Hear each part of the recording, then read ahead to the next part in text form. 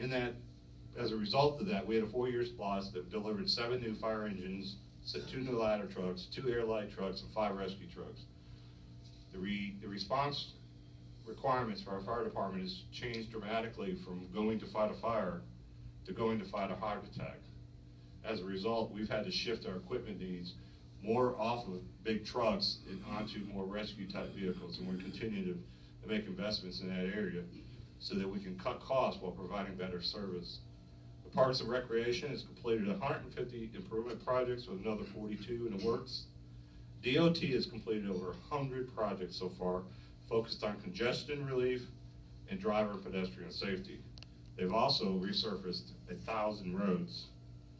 We have other projects on the works. The Windy Hill DDI, you'll soon see that come out of the ground. The Skip Span connector, if you've been up in the Kennesaw State University, you'll see that east-west connector.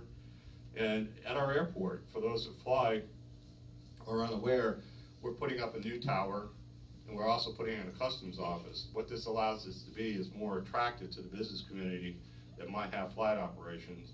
Because of the new tower and because of the customs, we're able to take incoming international flights, and whereas before those flights had to stop somewhere else before coming to us. This will greatly enhance the attractability of companies who might have flight operations. And we have quite a few already in COF, and a couple that we're talking about upon completion of these enhancements. Last November, we asked you to approve another SPLOST, a 6-year SPLOST. You did it overwhelmingly. It passed by a margin larger than any SPLOST has passed in recent history. And I want to thank you for that support.